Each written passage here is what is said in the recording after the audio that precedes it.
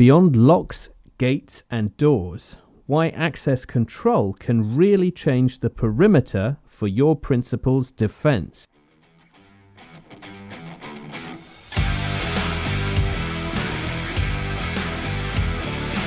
Welcome to the Circuit Magazine, the #1 source of information on protection matters, the industry-leading magazine for all security professionals who want to stay ahead of the game.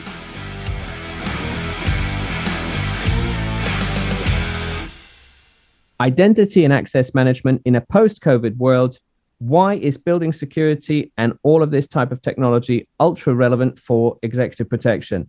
I'm joined by Elijah Shaw, and today we're going to be talking to Lee Odess, CEO and founder of the Group 337, and also great friend of the Getting Security Done crew, which many of you will have seen online. Elijah, why is this an important topic for EP? I think it's really relevant because as protectors, we're responsible for 360 degrees of coverage for the client. And so that's also going to factor into access control and electronic surveillance and all these other things. So it's not just walking besides the protectee. It's not even just the advance that we do as part of our profession. We also need to maintain these outer perimeters and these other concentric rings that also factor into the protection equation. And you make a good point about the perimeter, because the perimeter, it's kind of changed. And maybe that sits well with EP because the perimeter has always been where your client is. But if the perimeter is forever working from home, or the perimeter is not in the traditional sense, traveling the world, then access control and identity management is really quite a key topic. Now, it's going to be interesting talking to Lee because Lee has very kindly supported the Kindness Games, many of you have seen online, and Getting Security Done. I know they always like a shout out, so shout out to you. But one of the reasons it's so complimentary is because it applies no matter where you are in the security sector. And obviously, it's a bit of a different world. People run through distributors to get things installed, its own microcosm of security. But I really like that cross-pollination that we can achieve in this interview. Where else can we go with it? Well, I think you're making a great point, and I know Lee's going to kind of touch on that during the segment. But these things are relevant to us in our industry because the world has changed. And so a lot of times as protectors, we might kind of just tune out and we'll bring in a contractor to handle this and we'll trust that they know what they're doing, which is great. But we want to know the issues that potentially the client could meet and be able to express those to the contractor. So if we don't understand the whole dynamic about how these things are kind of put in place and how this system operates and integrates with this other system, we won't be able to communicate what we need for our clients. I think that's the trusted advisor in you. You're becoming a VAR, value added reseller or just advisor. Well, let's get into it because Lee, great friend of the industry, and as I said, Kindness Games alumni. We look forward to hearing from him on this very interesting cross-pollination interview.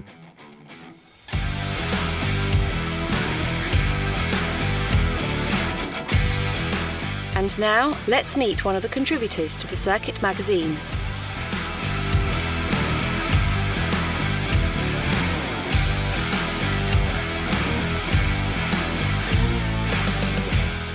Pelham Rowe and Sean West here with Lee Odess, CEO and founder of Group 337. We're talking access control. And right off the bat, let's go into it. Lee, what's your biggest gripe about the industry?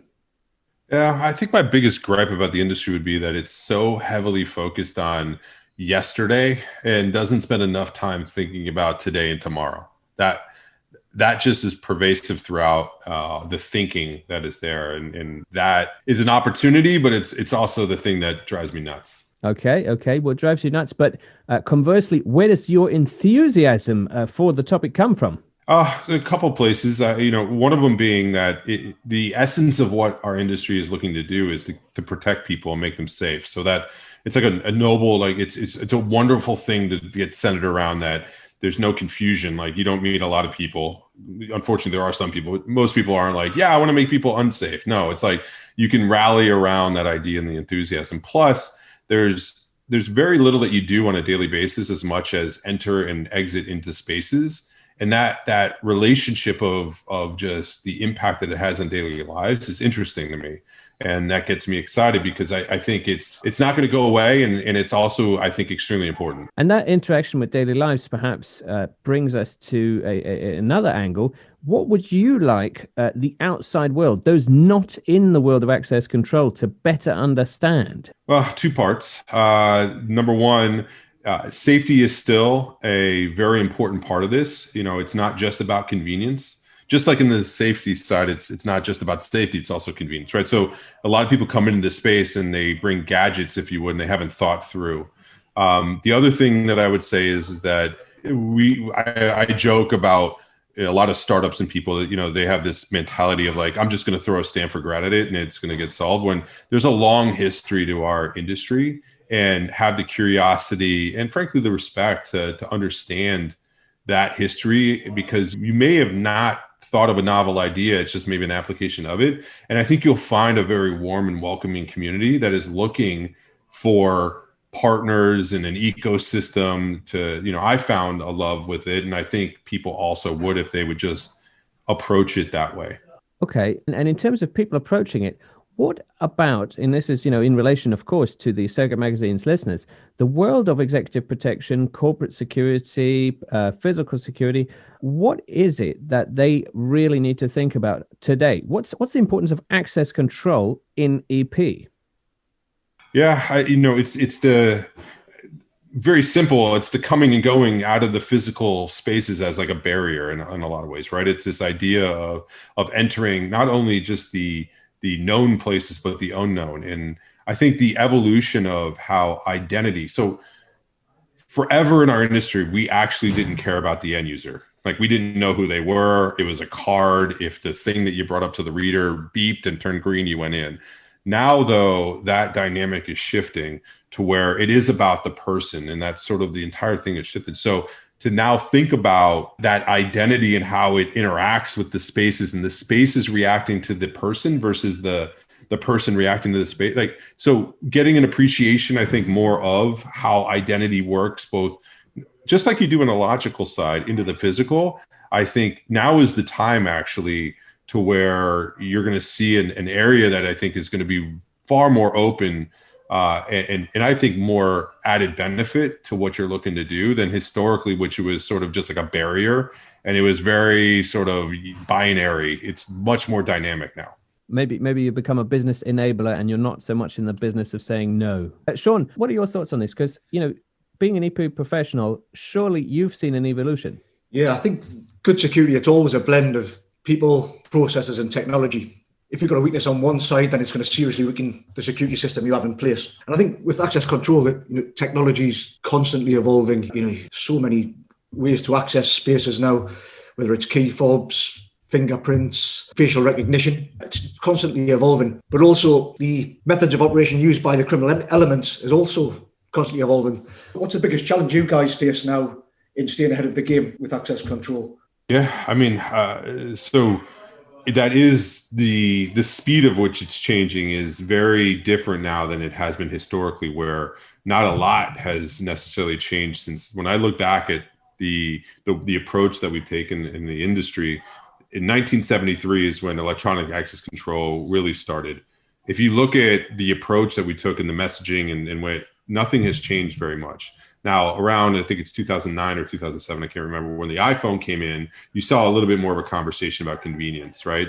But still, in that case, the security side of saying that stuff is insecure, we're going to stay away from it and slow, and just sticking to the 1973 side has changed. Now, though, we saw a little bit of phase changes happening in the industry, but then now with COVID in the pandemic, it's accelerated a bunch of those things.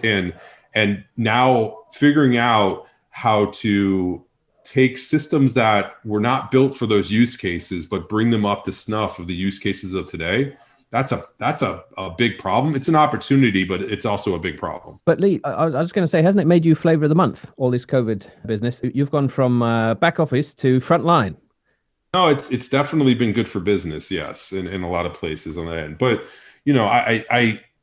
I also think it comes with a whole new responsibility in that case, right? And being careful, if you would, or at least recognizing that opportunity that's come through and approaching it properly. We saw a little bit of that with the introduction of fever cameras and temperature cameras into the access control space. And, we've historically have had a very product driven, I got a hammer who needs a hammer approach to things, but not necessarily thinking.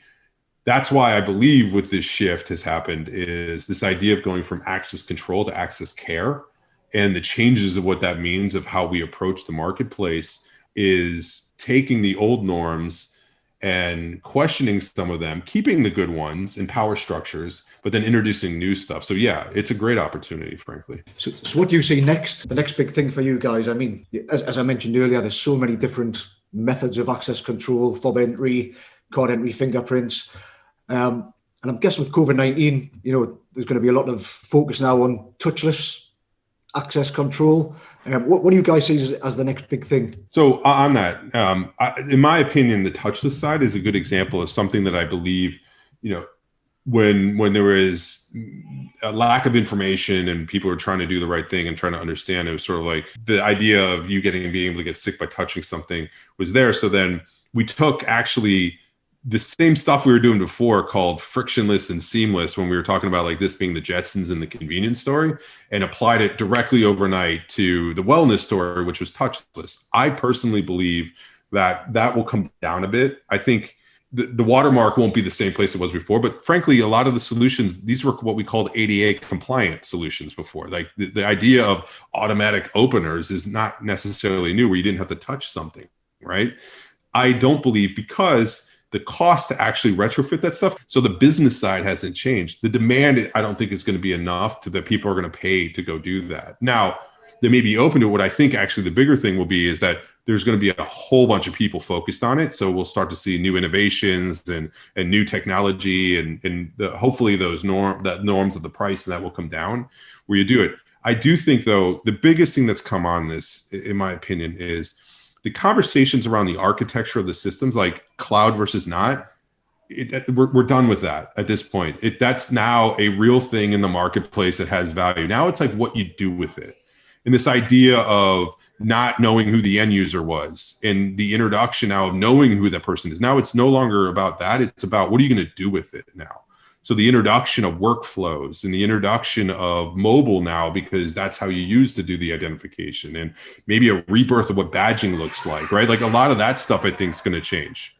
And in terms of changing, I mean, you talk about mobile, and what are your thoughts on the edge of everyone's perimeter changing and being more ethereal? Because that's perhaps a direct link to mobile operations of an executive protection specialist. But if everyone is at home and everyone's doing operations around some single dwelling unit, surely there's something to be had in blending the two approaches. Yeah. Again, access control has been historically as you got to the building and inside. Now it's extended beyond that. And it is people at home. It's the blend between physical and logical. Access control is in a lot of cases not changing. I mean, not different. It's the same. We're early in that. But I do believe that's the direction where things are going on the norms, and maybe some of the stuff that we see on the financial side, around pay, are going to come into the norms that we do about.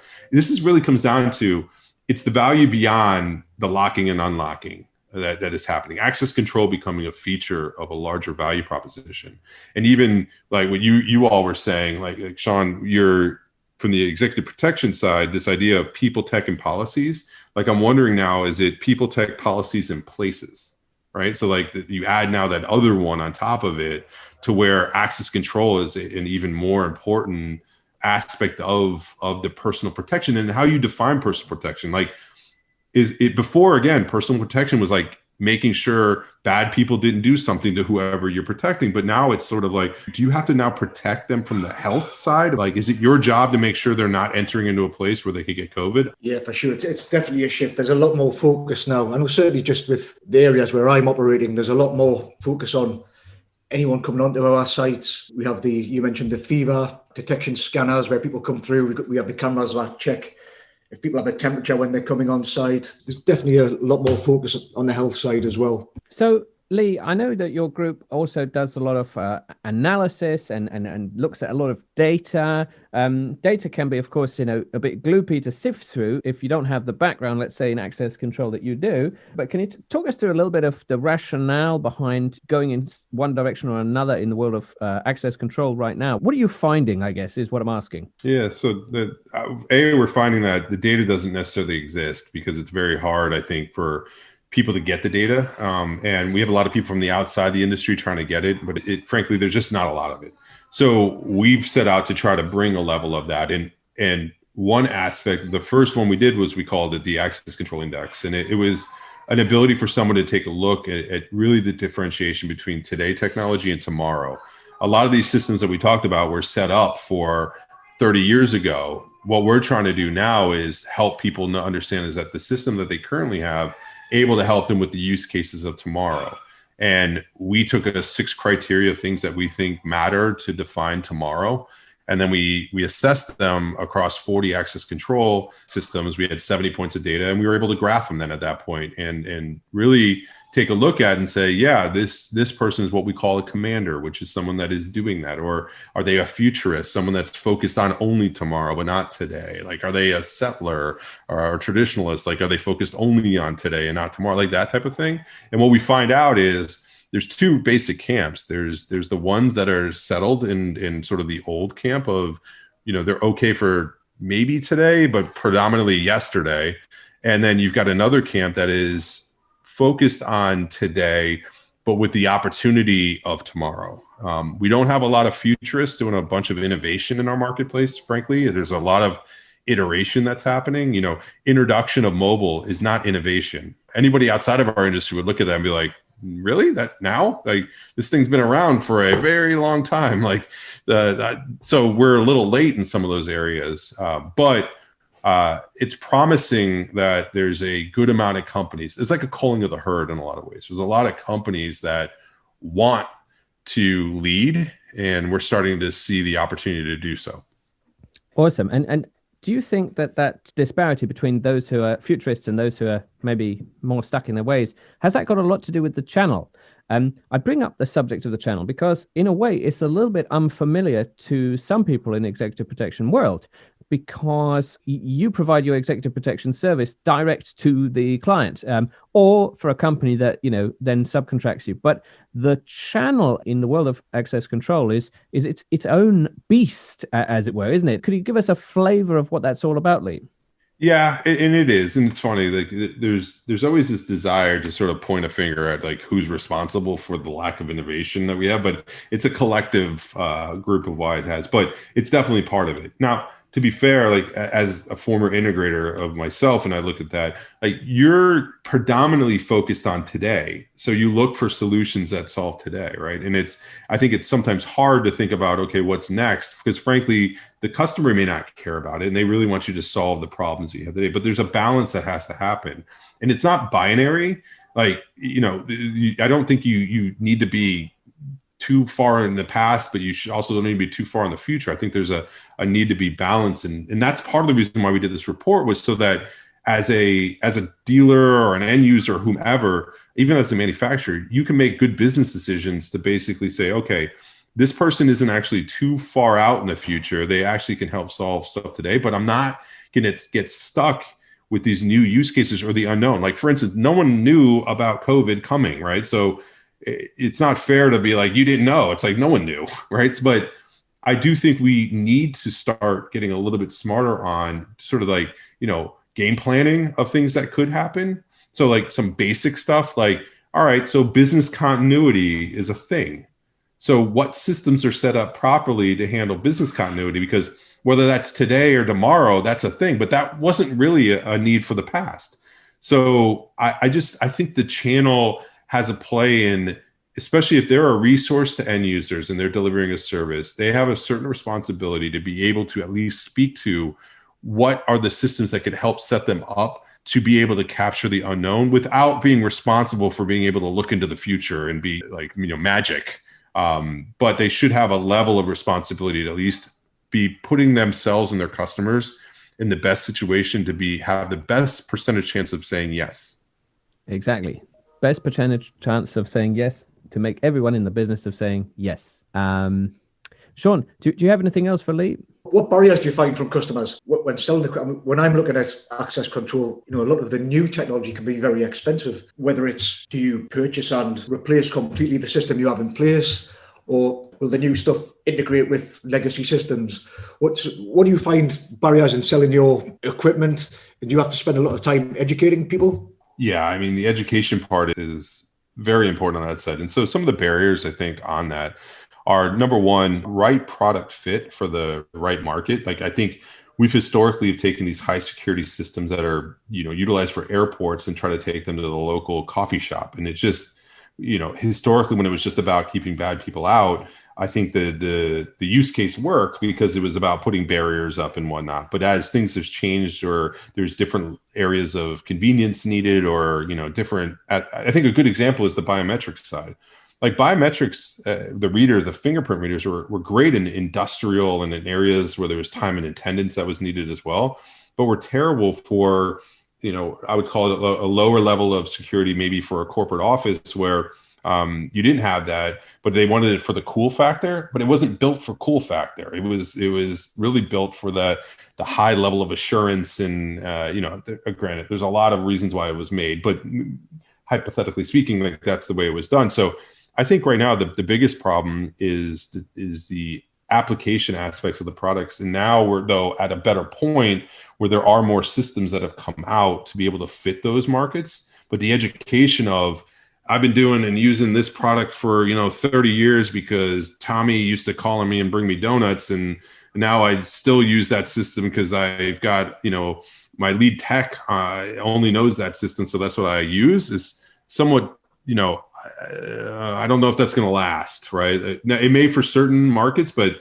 as you move into like small to medium or multifamily, work live type spaces, or hospitality, where there's a really defined user experience that people are having to have, that flexibility of making those systems specific for those verticals are going to become ever more important. Awesome. Well, it sounds like a bright future, or at least a different future. I guess maybe to finish up, it'd be nice to hear a little bit more about what you're going to be up to, and it'd be nice to introduce to the Circuit Magazine elements of the GSD, Getting Security Done movement, as it were, that you're so closely involved with. Yeah, absolutely. So, I mean, for mine, we're just going to continue doing a lot what we're doing in those three areas. So from the consulting strategy to content creation on, we call it the inside out online is where we do a lot of that. And then on the data side, we're looking to bring even more, whether it's benchmarking and data like this, that is not just technical specifications or differentiation on the product side, but it's more around the business end. So we're going to continue to do that. And one of those areas of the content side was the GSD, Getting Security Done group that you talked about, which is a wonderful, wonderful group of young professionals that are looking to take, I would just take like a different point of view to the industry. And, whether it's discussions more around vulnerability and diversity, inclusion, or young professionals, or, just a different mindset that they're taking to the market. I'm privileged to have the opportunity to work with them and produce some of the content that they do and participate on that end. But what I like about it is it is, like you said, a movement of people within the industry that, it's been an industry that has valued tenure in a lot of cases, or necessarily talent in a lot of cases. And this is an area of people that are saying, I don't really care about that. And we're not going to just sit around and moan about it. We're actually going to do something about it, which is primarily through storytelling, which I really like, because it moves people. If you've seen what they've done in the kindness games, and this idea of just starting a new language within the industry that I personally believe makes it far more approachable to a lot of people. I think it's a legacy that they're going to leave, that really a defining moment through like COVID and this bad time where you were forced to come online, and it really democratized the storytelling and communication. I mean, this is a group that saw that and did something about it. And I think it's the new way. Not that the old way is bad. I just think it's an evolution of how our industry has acted, or it's a new, an adjacent way that we can do it. That's okay, because the old way is fine too. This is just a new way, and if you like it, you can participate. If you don't. I don't care. They don't care. But I'm encouraged by what they're doing. Sounds like more friendly access control. Access care, back to the whole versus access control. I like it. Yes, no, it's a great phrase. I think we're gonna have to adopt it. Well, fantastic, Sean and Lee. This is a great look at access control, and it's been great having you. You as well, and I really appreciate the opportunity. I love what you all are doing, and thank you.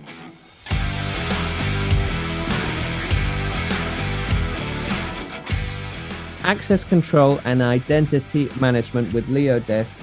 Really pleased that we got a chance to catch him.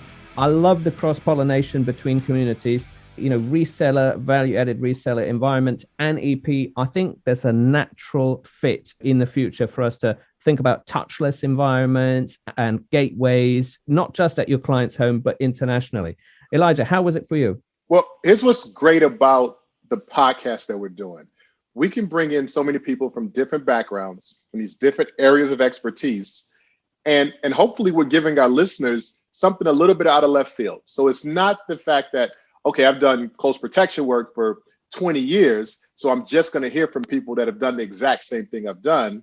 Instead, here's another aspect of the industry, or here's a subsection of the industry, or here's something that's related just on the edges, and I can see how I can incorporate those things that the subject matter expert is proficient in into the things that I do. Exactly, like it. And I'm all for this, intermingling of ideas and sectors. Who knows? We can bring people in from all sorts of sectors. Actually, talking about that, coming up, we are planning in April, so perhaps save the date, 21st of April. We're planning for a digital asset protection for physical specialists event. Bit of a mouthful. Yeah. It's a bit of a mouthful. But by that, I want to be clear. It is for you, the corporate and physical security specialists. And what would happen if your principal is trying to get you to protect something intangible like cryptocurrency, like artwork, crypto artwork, and maybe a more reasonable example, a digital identity or digital key. It's not an event for those crypto specialists. It's an event for you to say, okay, how is this going to transform what I do? So this is that kind of cutting edge stuff, these things that we're talking about that we want to be on kind of the bleeding edge of these discussions. People are talking about crypto. People are talking about things that are involved with the blockchain, et cetera. But how much do professionals in our business know about that? And besides what we read in, the New York Times or the Financial Times. So having these specialists on, these people that are proficient in this area, talk about this, I think it's just going to be super engaging for our listeners. As long as they realize it's for them, because some people may be turned off by the first segment of that really long title, digital asset. They're like, oh no, it's not for me. No, let me trust you. The reason why I've gone to great lengths to make it super long and boring as a title, it's because it's for you. Anyway, no, that's just one of the things coming up. What about yourself? We got a couple things cooking here. I think this is a great time to tell people that every week, NABA, the North American Bodyguard Association, of which I kind of help spearhead, we do a clubhouse chat, and we have our own clubhouse room. We're the first official room in executive protection on that subject on Clubhouse. And so we host that room on Sundays at 6 p.m. Pacific in the United States, and that's 8 p.m. Eastern in the United States, and people can adjust their time zones accordingly. We run for about 2 hours. It's a great time. We get a lot of good discussion in there. We pick a variety of topics that have things to do with the close protection community and related interests. So it's a good time. And if you haven't used the Clubhouse platform, it's a really good platform for engagement. Unfortunately, it's only for iPhone users now. They haven't opened it up to Android, although when you take a look at the metrics in terms of their growth, that's got to happen soon. So that's something that we've been doing every week now. It's been about 2-3 months now, I think, since we've been first started hosting them, and the response has been phenomenal. Absolutely. I'm looking forward to joining as well. And I love what you put out. You put your posts on Instagram as well. They all look so cool and swish, for the community. I'll take it. It's great to see the I got something else that I can only tease now. So again, the NABA, North American Bodyguard Association, and the BBA, the British Bodyguard Association, we are sister organizations. But on the NABA side, we've got something cooking. And I'm only wanting to tease it now. One, because I don't know exactly where we're going to drop this podcast. But two, just to kind of, again, get the pot boiling. But we've got something big that's going to help the overall coast protection community, no matter which side of the pond you're on. Okay, we'll keep an eye out for that. I mean, obviously, I have an inkling as to what it might be, and that is super exciting. I know. but no, that's something to look forward to, and especially on the North American side. In general, though, for the Circuit magazine, we are still looking for some contributors for our next edition. It doesn't matter if you think that your story is too niche. In fact, a niche story can often be a very good thing to help the community with. So we're looking forward to hearing from you on that. All the while, there's been great chat and helping each other on the BBA app, which has been really, really, really well received. In fact, I'm going to upload some things from the MSS Australia that I did just recently. Of course, that was a crazy time zone for me, but I sacrificed my sleep so I can bring you some great content. So there we go. You can look. Taking one for the team. There you go. Taking one for the team. I will do that for you. But yeah, looking forward to that. Please save the date, 21st of April, for our intangible assets for physical security. Get some submissions in for the Circuit magazine. Get down to Clubhouse and check out the NABA Clubhouse editions on the weekend. Nice. I just want to remind everybody, the Circuit podcast is brand new. We're still getting the word out. So we'd love it on whatever platform you're listening to us on, whether that's Apple, Spotify, Stitcher, that you could give us a good rating. Hopefully it's a 5-star rating. Drop in a couple reviews in there, and like, subscribe, and share, please. Wonderful. See you next week when we hear another fantastic specialist.